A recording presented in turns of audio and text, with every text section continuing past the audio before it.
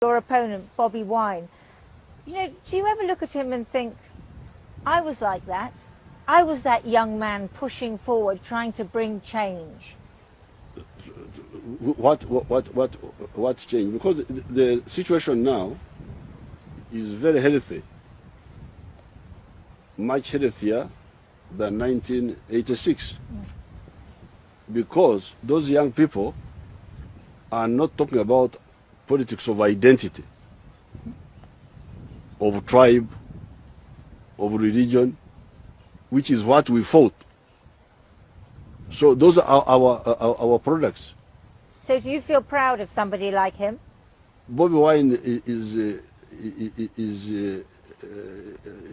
confused because he's not ideological, and he's being manipulated by so many groups, so many, especially the foreigners. Oh, which foreigners? All sorts of, we monitor them.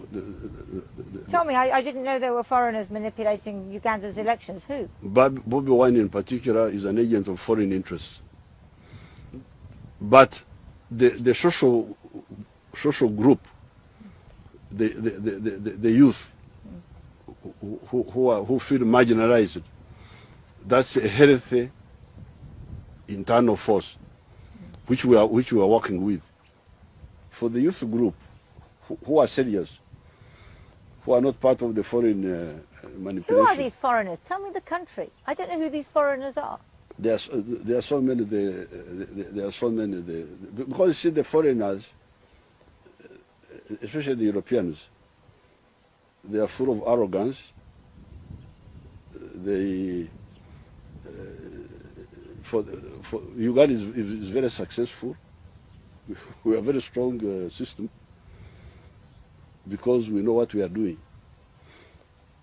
But because you have that your own analysis, like for instance, you think the problem of Uganda is because I've been in government for a long time, and after that is the advantage of Uganda. So we don't agree. As long as it is democratically decided on, this is the correct thing.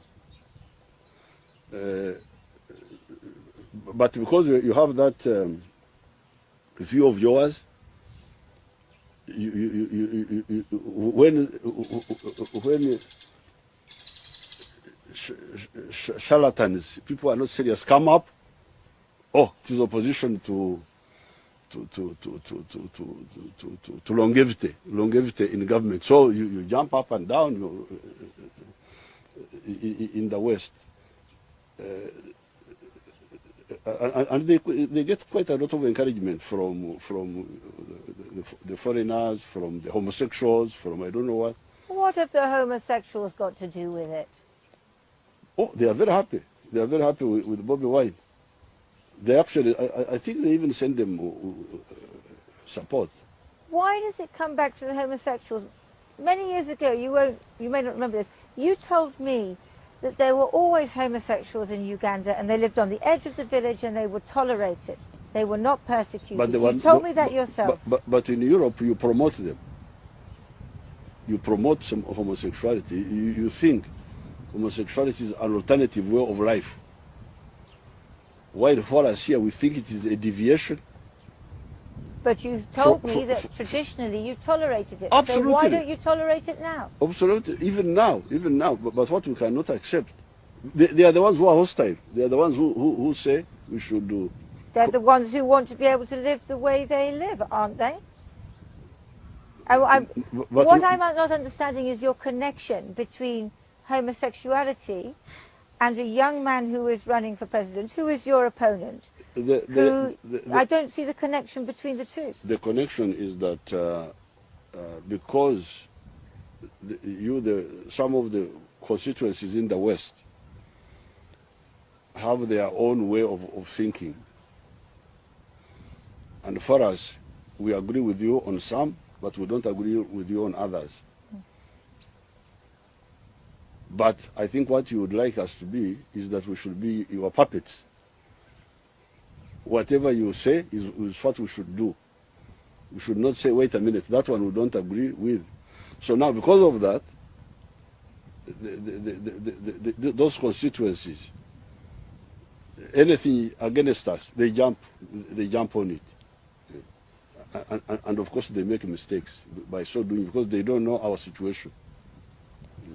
Let me ask you about accountability, because obviously there is this issue. You've got the election and you've got the opponents and so on, and there has been violence, and there was concern back in November because more than 50 Ugandans lost their lives. They were shot by the security forces. Tell me about that. Who's accountable for that? The opposition. The victims are responsible for the shooting? Not the victims. The opposition are the ones who wanted to organize an insurrection because they say they want to organize here what happened in Libya, supported by you people, by you, the Western governments, what happened in, Egypt, what happened in Sudan, Khartoum, what happened in... well, these are revolutions that overthrew governments, at least temporarily. But was that really what was happening, or was it a... That's what they were planning. That's what they were planning, encouraged by actually Western governments, Western elements, I wouldn't say governments, Western elements, press, some this and that, some diplomats. But 50 Ugandans, more than 50, lost their lives, and it was the security forces who pulled the trigger. 32 were attacking security people. There was a 14-year-old boy who was killed. He was walking along behind his mother. Some died in the crossfire. Some died, some 22. But 32 were definitely... Who started that violence? Well, Bobby Wine was arrested, and then people started rioting. Of that, there is no doubt. Yes. And then the security forces but that one had been planned a long time. It had been planned. You see, because here, you are asking me, why have you not died, many of you? You are asking... No, I'm asking you who is accountable. No. That's what my question was, who is accountable? Before, you asked me, why have you not died, so many of you, from corona? You remember? I asked, why did you think that coronavirus was not ravaging the population of Uganda? Because we took measures. We took measures. And some of the measures was, don't congregate. Now, this agent of foreign interest, Bobby Wine, says, no, for me, I will congregate. You can't. I am also campaigning. I'm not congregating people. I've been campaigning for 2 months. I have never held a single rally. Not one. Even when they gather, I ignore them. I just sit in my car, wave inside my car and continue, because I don't want to kill these people. So this agent of foreign interest, for me, that one will not apply to me. Oh, it will not apply to you. So the police arrest him. But they had planned that when he's arrested, there should be uprising. So the uprising was defeated. So who are responsible? The ones who put those bankrupt ideas in the heads of some of the obviously not so capable actors. So for us here, we shall maintain our stability. Nobody can disturb it because we have a very strong system. Are you concerned about there being more violence between now and election day? Anybody who brings violence will be defeated. There will be no violence. And anybody who knows, and that was a rehearsal, that one, because that's what they wanted, but it was defeated. And I think many people are now more careful with the... You saw what happened in Washington the other day. You were joking with some of these... Yeah, last night, yeah. Yes. You can get these people who have got very wrong ideas.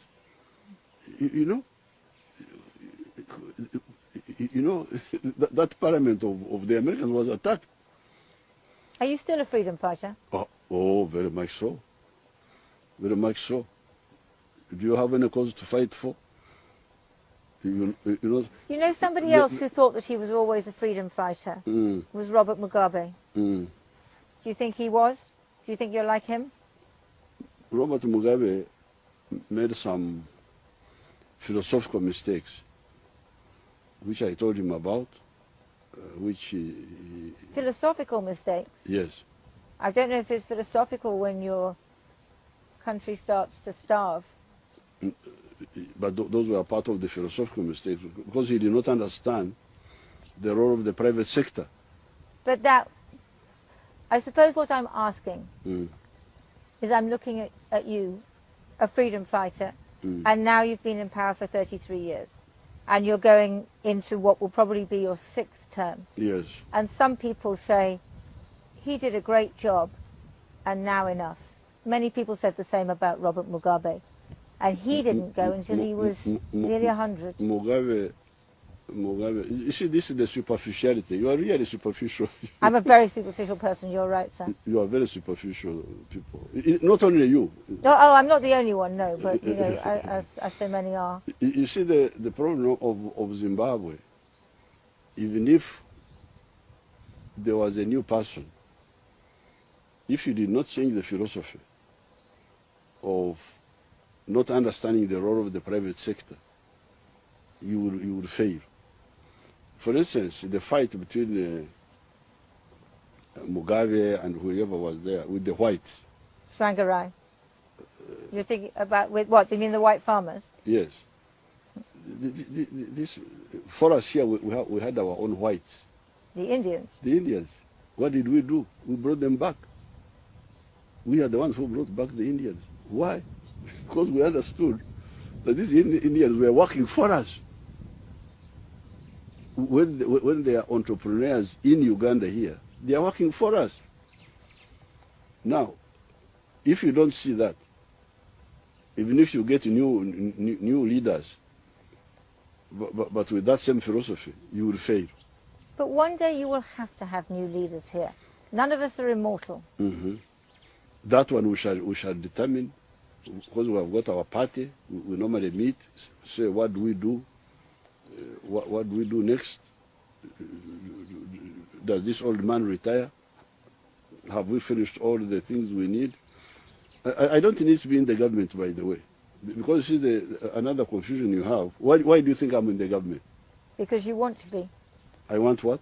Because you want to be in government. You want to be in power. You want to be in office. For what?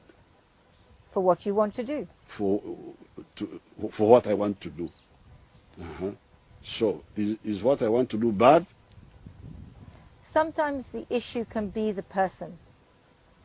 No, what am I looking for in power? Because power, unless I'm looking for money or something personal, otherwise, if I'm not, do you think I'm looking for money?